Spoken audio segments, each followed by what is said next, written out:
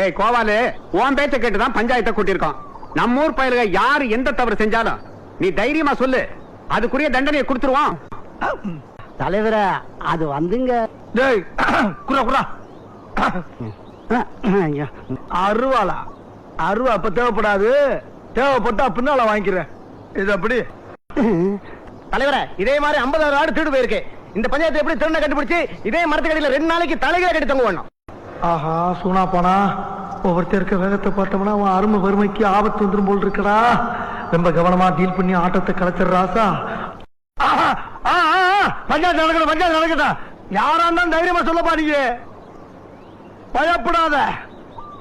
பயப்படாதா? ஏண்டா தயங்குற? தைரியமா சொல்றான். சொல்லு, நீதான் தைரியமா நாளத்தை சொல்லு. சொல்றா. இதுக்கு போய் ஏண்டா பயப்படுற? சொல்றான். அட என்ன பிரச்சனை விவரம் இல்லாம பேசிக்கிட்டு இருக்கா? நம்ம ஊருக்காரங்க குழந்தை பேசிக்கிட்டு இருக்கா. இன்னார்தான் கோபால் சொன்னா பின்னால எதுவும் பிரச்சனை வரும்னு யோசிக்கிறான். என்னடா கோபால, அப்படித்தானே? என்னடா கோயில் மாடு மாதிரி தலையாட்ட? பயப்படாம சொல்லுடா. தலைவர நான் என்ன நினைக்கிறேன்னா, நீ என்ன நினைக்கிறது? அவன் நினைக்கலாம் நம்ம பொண்டாடி பிள்ளை பத்தி என்னமா நினைக்கிறேன் நினைக்கிறேன். அப்ப நான் பஞ்சாயத்துல ஒண்ணும் சொல்லக்கூடாதா? சொல்லக்கூடாதா? சொல்லக்கூடாது. உனக்கு சொல்ல உரிமை கிடையாது.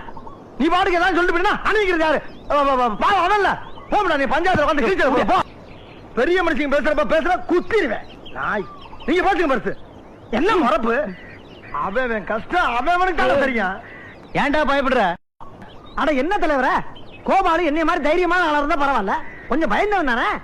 ஏற்கனவே நம்ம ஊர்ல கருப்போட 2 ஜோடி பண்ணி காணா போச்சு. அது வெள்ளச்சாமி தான் சொல்லணும். வெள்ளச்சாமி அவனை விரட்டி வெட்டி வெட்டலையா? அதெல்லாம் எனக்கு கண்ணு முன்னால வந்து போமா இல்லையா? பயப்படிதான் செய்யணும். லேசு வாட்டா கேளுங்க. சொன்னா சொல்லட்டும், சொல்லலாம் விட்டுருவான். தயங்காம சொல்லுப்பா, நாங்க இருக்கோம். நீ இருப்பியா? அவன் இருக்க வேணாமா?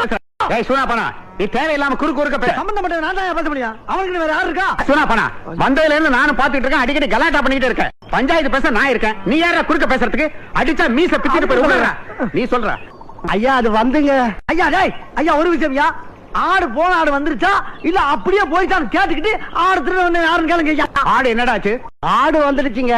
ஆனா ஆடு திருட வந்து ஆளை சொல்லணுமா இல்லீங்களா? அத பத்தி தான் காலையில இருந்து கேட்டுக்கிட்டு இருக்கேன். சொல்லி தொலையண்டா. அது வேற யாரும் இல்லைங்க.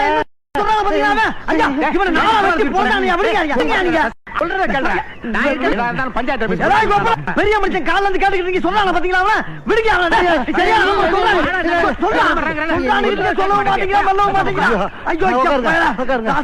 சொல்லி தொலையண்டா. ஐயா என் ஆடு திருடு போல, யாரோ ஆடு திருடின மாதிரி கனவு கண்ட. நான் பஞ்சாயத்து கூட்டினது தப்பு, என்ன விட்டுடுங்க. ஐயோ நான் வரேன், என்ன விட்டுடுங்க.